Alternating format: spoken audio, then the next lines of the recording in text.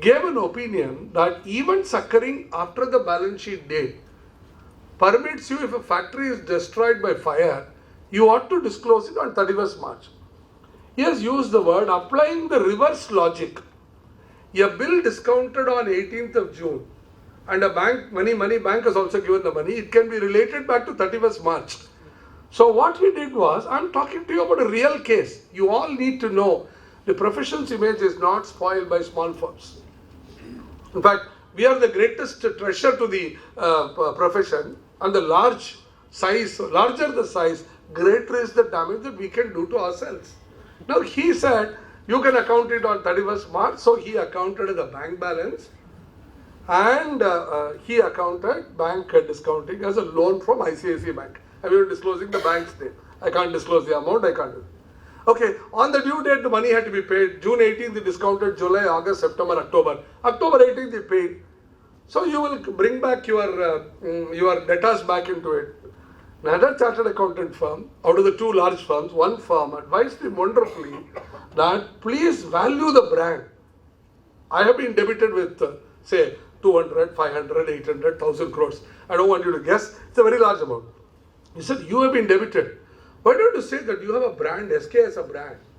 And he valued it at 1,200 crores and said, you owe me, say, 900,000 crores. Balance 200 crores, we'll give it to you later. Just see, your fictitious income was converted into a real asset of cash and bank balance. And the real asset of cash and bank balance, when it had to come back as a debtor, was converted into a brand and became an intangible asset. And if you don't call this as a very innovative accounting, it's truly innovative accounting. But where is this? When you go into your investigation, it's really scary for us to see where is our profession going, particularly with this kind of things that are happening. Now, sir, I thought I'd share very frankly with you. I hope you don't carry it onto your assessments and ask them to look at it. Sir. I'm always worried about the tax people being with me, but I should share with you. The second issue is that I have had a case in my bank, which I'm battling today. 50 crores is the cotton stock which he has been declaring to the bank for the last 4 years. We found he could not pay our limits, and he could not pay the interest. We did a surprise audit verification. 3 things you should know. 1, every year the statutory auditor has been changed. But every year the tax auditor, the stock auditor has been the same person. The size that we go down cannot hold more than 10 crores worth of cotton at any point of time. My bank, which is a small bank, has lost 50 crores. 50 crores. Mind you, there are 3 sets of auditors. Tax auditor, stock auditor, the balance sheet auditor. All have led us to this situation. Why I'm saying this? Many of the provisions of the Companies Act, if you look at it, a bad behavior by the corporates brings in a bad law. I don't think you can wish it away. You can't say, look, I don't want this, I don't want this. You can't say that. Now look at again, my past president was talking about brand. You say that the firm will be debarred. Can you tell me why nothing has happened to Pricewaterhouse up to now? Now, Pricewaterhouse, I'm sorry to use a word, you know, this Uber taxi fellow was done something wrong, and the whole taxis were banned across the country. What PwC did to Satyam was exactly that. And you don't ban them, and on the other hand, government gives them more work. Can you believe it? I'm sharing this with you. Why I'm getting extremely worried is, while big is beautiful, small is beneficial is what I've always been saying. Smaller you are, the attention that you are giving it to details and quality is much, much more. Therefore, it is very important for us to really concentrate on quality rather than other things, because I think there are too many materials which are coming up. You have to be updated on every standard. Of course, thanks to Murli like people who are able to organize such, even in Companies Act, he helped me to organize several knowledge sharing meetings, that we were able to do it. But today I think the profession is, if you ask me what is the single major concern that if you are the president, what you will attack, quality of the profession. That quality, if you are not going to attack, obviously you will have several threats coming across, and people will, at one point of time, people will have to come back to quality. We have gone away from quality. Many times we say we are partners in nation building. Why are we as partners in nation building? Generally, no. We are partners in nation building in financial statements. We must understand my core job, my core theme of the institute is giving assurance on financial statements. That is where I should concentrate. That is where I should be a partner in nation building. When you go and sit in CBA office, when you sit in SFIO, you find this is what has happened. What have we got to say? You have to hang your head in shame because you don't know how to reply. Something which you but I have been advocating that as part, like CAG, we should ask listed company balance sheets to be filed with the institute 15 days before it is approved by the board. Institute must spend, because the bigger the balance sheet size, greater is the damage that they are doing. That is where your problems lie and you will have to attack it. So just to tell you that if you need to have an equitable distribution, but equitable distribution should be more at the middle and lower middle and not at the upper limit.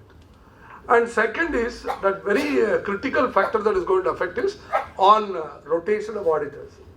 Now, if you ask me, I am an advocate of rotation, not today, from the beginning, for the simple reason that how can you say that in Enron case we found, can you ever bite the hand that feeds you? 52 million was the audit fee, which is 1 million a week. 52 weeks they were getting 52 million. Do you think they will ever have the courage to go and tell them what you are doing is wrong? Because the moment they say that, that substratum is gone. From that perspective, rotation is absolutely good, very essential. But the institute, when it came out with this idea, you must know, 17% of the firms are only affected. Not even 17, 7%. Because the large companies in which public are substantially interested, which is listed companies, maybe unlisted companies like Tata Sons, Reliance, holding companies of large companies, and insurance companies which are not listed, are the only ones which have to be affected. Therefore, today, we have removed, actually it has not yet been notified, hopefully it should get notified in the first week, Sunil Bhai, is that we are removing almost the entire private company. So don't get unduly perturbed on rotation, because I don't think it is going to affect you at all. Because I need to tell you that I'm also telling you that I cannot share certain things because I'm not very politically savvy person. While I wish Murli had been a co-chairman with my bank, Murli would have taken. I have to also take care of that side. I cannot talk about what are the impending changes that are likely to come, because if I reveal that, if I disclose it, somebody writes about it, some competing institutes take it up, our interest will be adversely affected. So I'm going to stick to what is already in the public knowledge. I'm not going to share because I'm part of the committee there. I have a state secret which I won't be able to share. But I think going is very good for the profession. I don't think we should get ever worried. Fact remains that we were the only ones who were subjected to a lot of adverse comments and adverse provisions into the Companies Act. You'll all agree. Others were all given a lot of freedom, whereas we were only given. You can take the positive side is probably people trust only you. That is why they want you to be a lot more careful, put a lot more restrictions. Because I have always said, sir, you must know that, Chief Commissioner, sir, you must know that there is a second opinion to everything, but there is no second opinion to Chartered Accountant Certificate. You always go to a lawyer, you go to a second opinion, you go to a doctor, you go to a second opinion. When a balance sheet is signed, there is no second opinion. So obviously, you need to understand that, and also, who spends so much of time on any other accountant other than Chartered Accountant in the newspaper?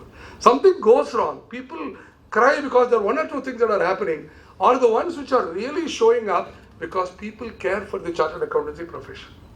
So you have an enormous responsibility on the profession and the image of the profession. That's why I talked first about the quality of it. The second issue that I would like you to bear in mind is on NAFRA.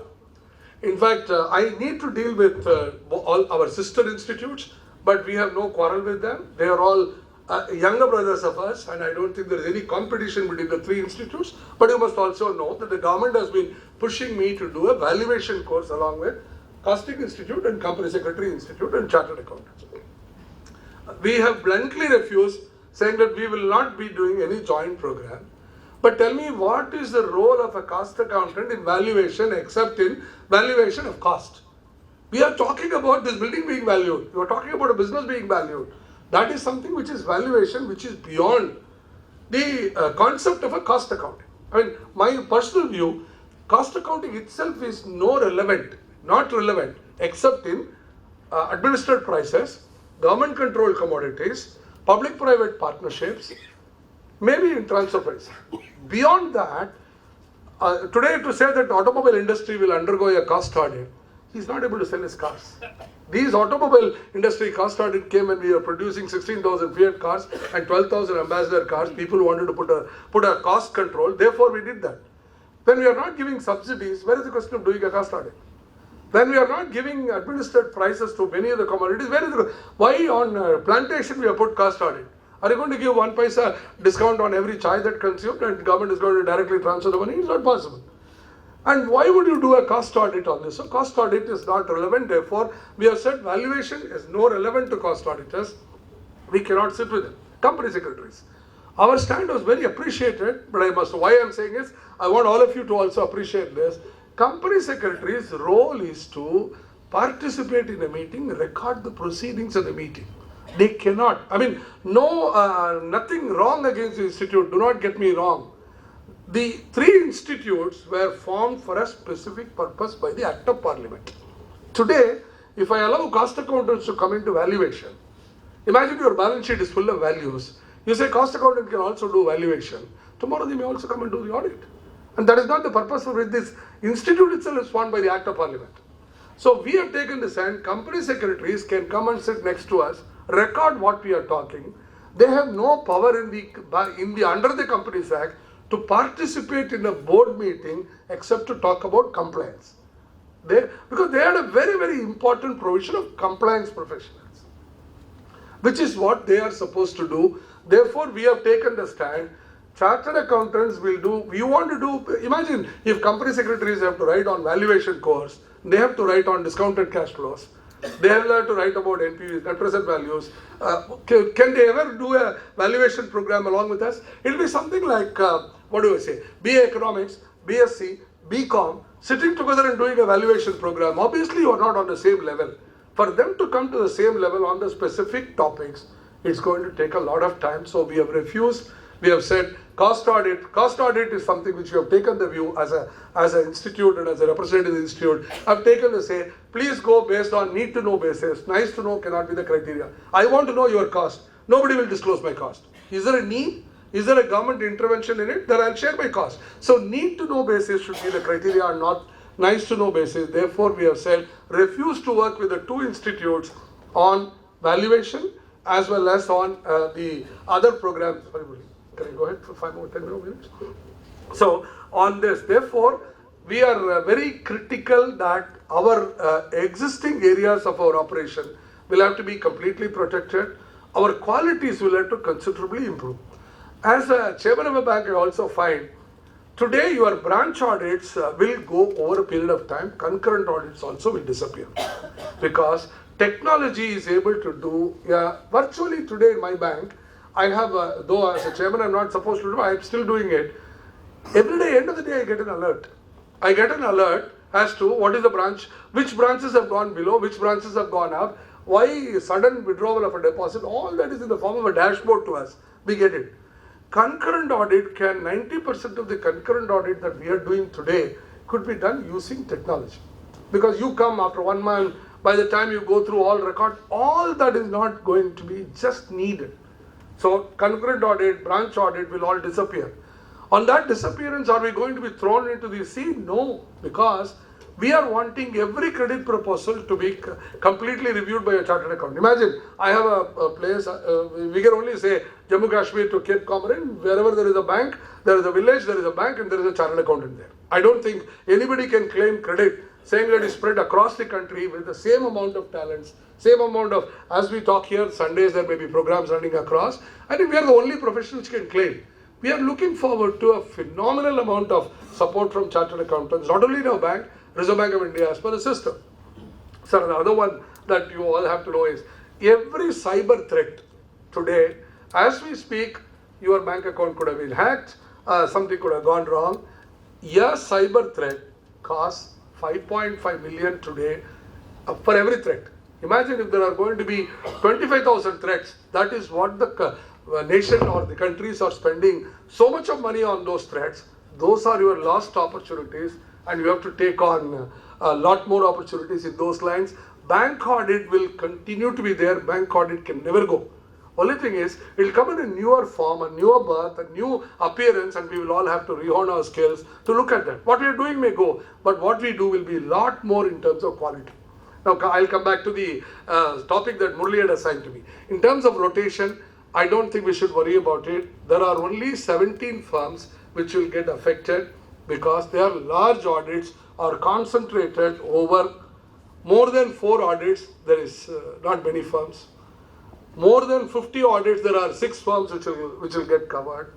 And if there is a rotation, why are you bothered? That audit, even if there is a rotation, is there or not there, it is not going to come to me or to you. So why are we crying about it? I think we should say that in terms of the size, in terms of the private companies, we have protected you well. I don't think you should worry about rotation. Coming to number 20, the TISCO alone has got 400 subsidiaries. Imagine the parent company's auditor who are doing 100 audits of large audits also does about 1,200 subsidiary companies, private companies, public companies. All that we are saying is subsidiaries of public companies, we have recommended from the institute, which hopefully that government will accept. So if there is an auditor, do not ask him to do the branch audit, to subsidiary audits. Let subsidiary audit be given to somebody. If the institute allows a company to have an associate company along with that, then the associates will get all this. Their quality will also improve. They will also get support on this. So this is the first issue on rotation as well as number. Number, we are hopeful that number will get relieved. And we have also said you can't put a number of 3,000 rupees company audit with a 3 lakh audit. 3,000 rupees company audit, if I can have only 20, and that is not equal to having 30 lakhs audit fee into 20. So I think government would favorably consider, already been considered, it is before the parliament. We are hopeful that that announcement will come very soon. The third is on the relative definition. The relative definition is that I was party to a discussion when the industrialist came and said, told the minister got very irritated. He said, even my wife is not dependent on me. Rahul Bajaj. He came and said, even my wife, said, if you are going to talk like this, your wife is also not dependent on you, then there is no point in talking. What is the purpose? You take a company like TVS. It's a lot more homely example that I could give you. If I'm going to do a chromium plating of a mudguard, and if I'm going to have in my son's a company, and ultimately you build the holding company and take more money, the idea is on related parties, there has to be a lot more vigilant in publicly listed companies. That's all. And in related party transactions, the question of definition of relative comes.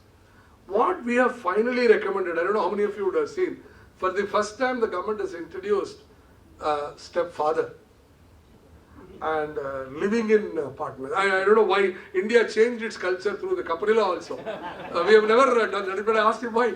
We have put stepmother earlier, but we have now brought in a new, I'm not against it, but I think we have brought in a new concept, and we have also brought in one of the accounting standards, living in partners. We objected to it. I'm sure Murli will remember that. We said living in partner is something which we have not heard in this country. Why should we recognize that the accounting standard living in partners? There's no yet. But the definition of relative has undergone a major change. Today we are saying father, mother, son, daughter, maybe grandson, granddaughter. All others will only come under dependent relatives. Non-dependent relatives will not come. Because we are not able to tell the government, remove father and mother anyway. But it's very difficult. We do agree that even your son, if you have a son of that age, may not even listen to you. You may not even know what son is holding shares.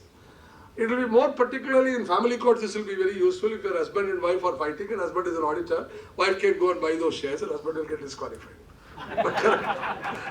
So that's going to be an easier way of, I always see the good side of it. Good side of it is going to help a lot of family settlements. Probably the families won't fight. It could be the reverse. Wife being the auditor, husband not being the auditor could also happen. I don't want my lady friends to mistake. It can't be only this way. It can also be the other way. I fully agree. So that's something which we are going to find it difficult to change the relative definition from 17 to be brought it to 11 or something. 11 to 0 or 4 3 or 4 will not happen. These 3 will remain. We are hopeful that we will have relative definition which will be only dependent relative. You have any questions up to this? Okay, what is the third one which you wanted me to cover? We'll have a fraud report. Fraud reporting. I think the profession has got, sorry, we are always critics, we always say, I always tell my partners, the moment I come back and say, no, he'll say AS9 won't allow. Okay, AS 9 allow, you'll say AS 12 will not allow. Then you'll say AS 29 will not allow. We have always rejected or objected to changes. I'm not able to understand why on fraud we should object, because somebody commits a fraud. Somebody gets into a problem. Your job is just to report. And why are we shouting about it? The impression I've always seen in the income tax also, that sir, I've been far away from the income tax department, so bear with me some. We have always represented the assessee. We have never looked at the state and said, this is what the state should do. We will always go and comment only about what the assessees want. Now here also we are doing it, I've said no, because fraud is something which has happened, and fraud, government says report. What we did not understand is, government had no mechanism to check fraud reporting. One day they will take 3 years. I can tell you that, because as we speak, Indian Oil is running oil pumps throughout the country.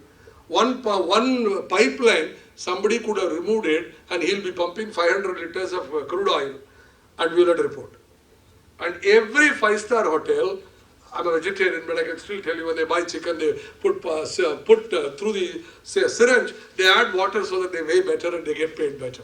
Every 5-star hotel will be going. Every person who checks out of a 5-star hotel, the cashier would be doing a fraud. Are we going to be reporting all this? We have presented to the government that fraud, distinguish between fraud by the management and fraud on the management. Fraud by the management, by all means ask them to report, because that's our responsibility. Fraud on the management, do not make the auditors report.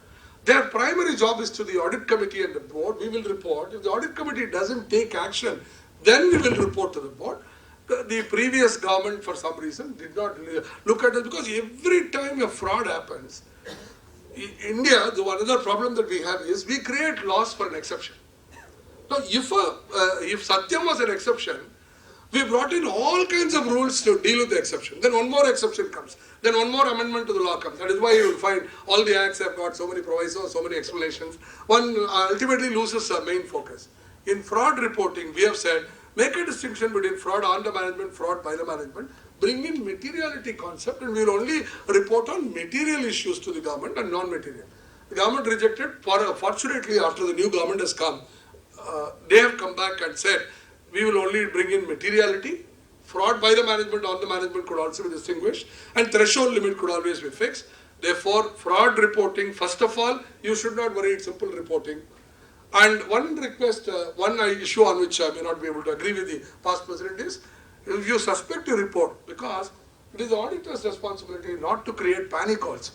So you cannot make a reporting just like that because you suspect, because your job is a very responsible job.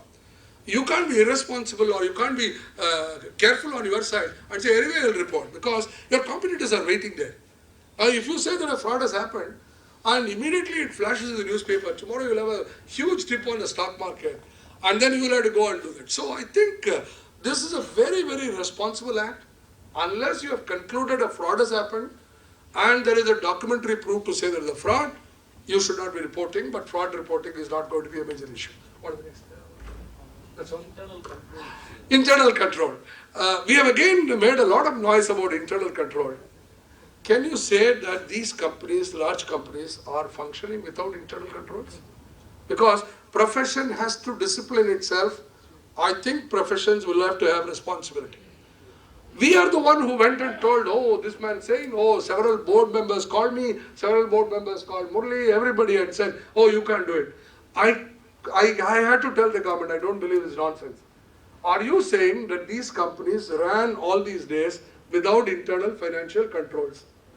And if the auditors have done internal control, which you do a review and come back, if you are asked to do internal financial control, we should, sorry we're using a bloody well, we should charge them more money and do that. Why should we not lose our responsibilities, and why should we say we will not do it? I must tell you, the multinational accounting firms are very good in that respect. We should learn from them.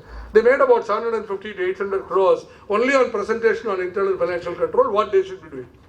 They are all today sitting. All audits will come back to us because nobody is aware.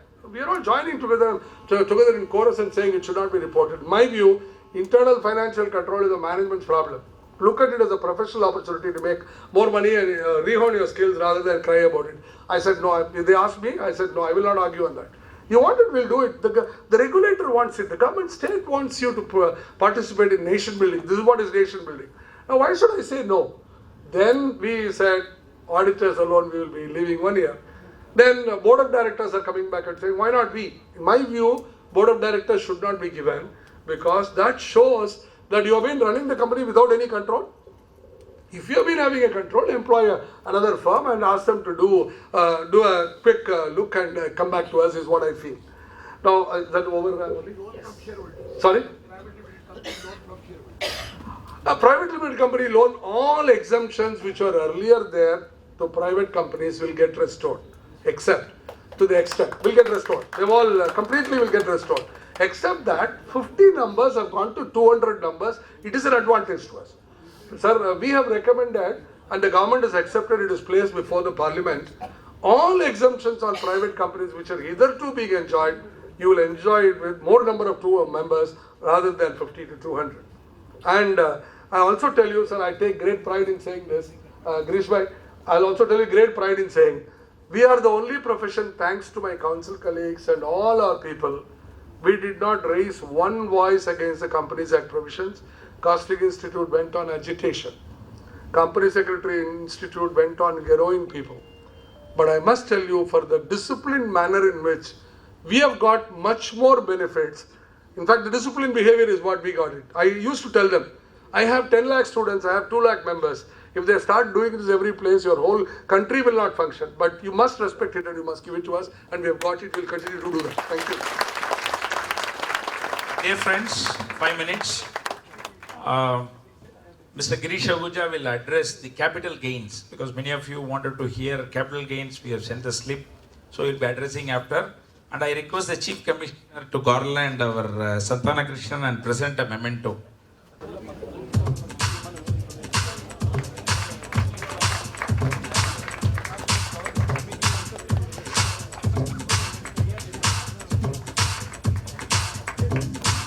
I request all of you to drop your cards in the lucky dip. It's not only lucky dip. In January, our CPE committee is going to do. This time we have done at the fag end. Normally in December we will do.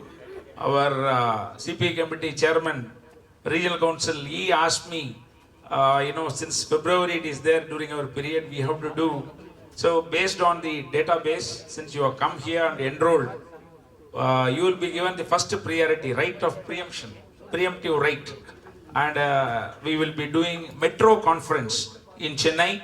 So this metro conference and this CPE, what we are going to do it as a free CPE conference, we are going to do it. And we have certain sponsors also. So kindly drop your cards. Based on that, we will be given the priority. Okay? So kindly drop. And at the same time, the lady luck also may be smiling on you. And Santana Krishna has given a very nice presentation. Even he has given some social issues also. ICAI, partner in nation building. Not only ICAI, nation should, we should consider, we are partner of the nation. Nation should consider ICAI as its partner. That depends upon the thing. It cannot be one-way traffic. The other person also should treat as a partner. And that way, that's why we are very disciplined force. Thank you very much for being with us. Kindly join the lunch. Thank you very much. Our Central Council member and my good friend. Please give a big hand.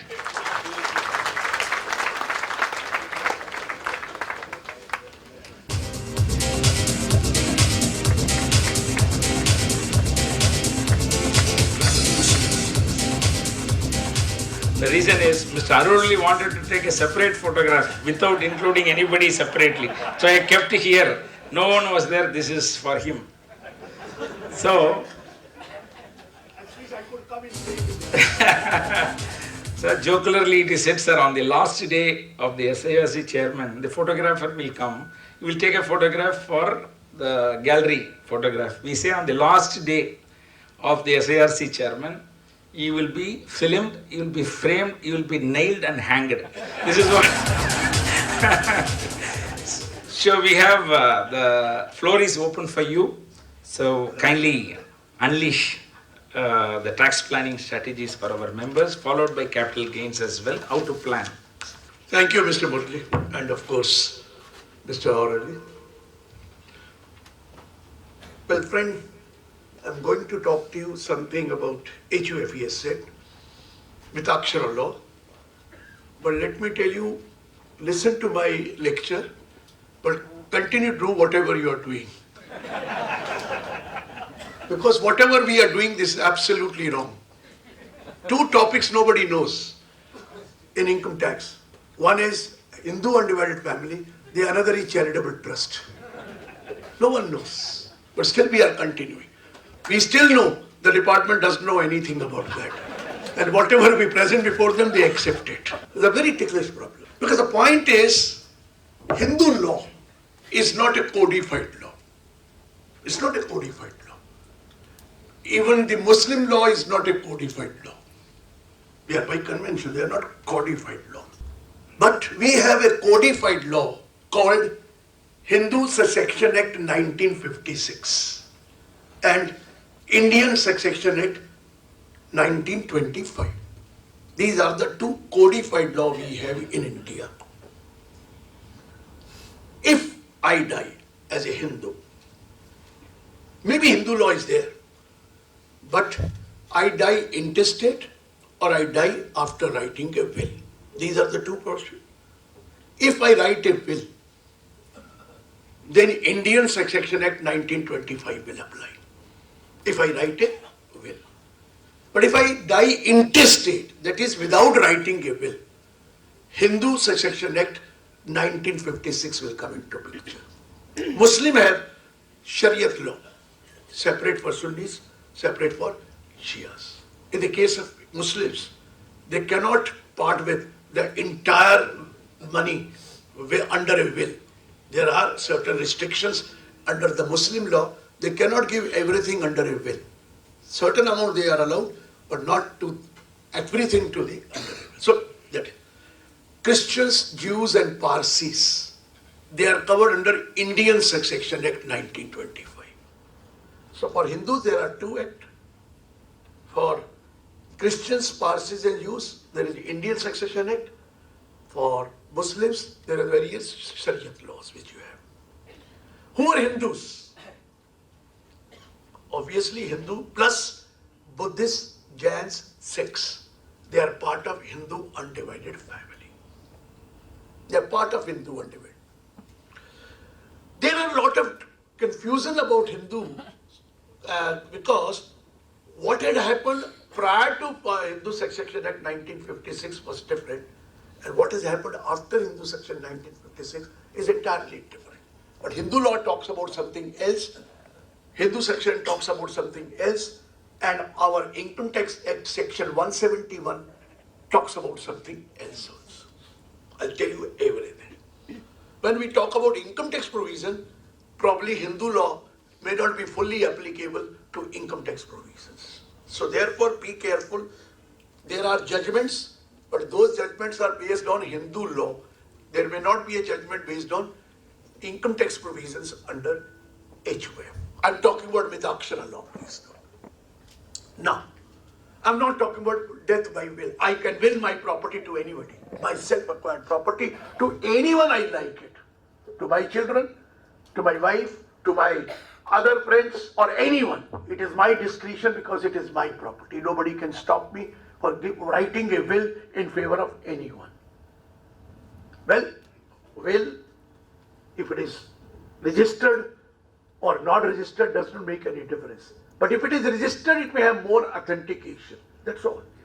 But all wills are challenged, you know that. All wills are challenged if the distribution in the will is not correct or it is not according to your wishes. They will be challenged. I'm not denying that. So I'm not talking about will part. I'm talking about Hindu Succession Act 1956, please note. Section 8 of the Hindu Succession Act. If a Hindu male dies intestate means without writing a will. Whenever I take an example, I take, if you do this thing, if you do this thing. Today I cannot say. Everyone has to die, but I'll take my example. If I die intestate, I can't say you die, otherwise you'll not allow me to go. So if I die intestate, my property will pass on to my legal heir of first category in their individual capacity. Please note, legal heir of the first class. Legal heir of the first class. Who are covered under first class? I'll do that. If there is no one from the legal heir of the first class, there is no one in the first class category, then it will go to the legal heir of the second class. If there is no one in the second class also, first you are excluding, no one is in first class. Second, you are excluding, no one is the second class. Then it will go to agnates. Agnates is father's relations. If there is no one in the agnates also, then it will go to cognates, that is mother relation. If there is no one in any there also, neither first, neither second, nor agnate, then I say, for what he has come to in this world, if he has no relative, then what for he has come in this world? And if it is there, then the property will go to the President of India. Because it is, no one is the legal heir in that case. It go to the government, President of India. So, who comes in the first category? If I die, who will acquire my property as inheritance? Who will, without writing a will? Number one, my wife. If I'm married, my wife. Number two, my children. Son, daughter. My children, son, daughter, both have right. Number three, anyone else?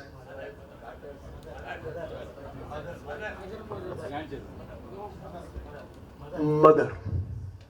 Mother, whether dependent or independent. Mother, provided she is alive. So, if I have a wife, two children, and my mother, after my death, 1/4 will go to my wife, 1/4 to my son, 1/4 to my daughter, and 1/4 to my mother in equal ratio. Because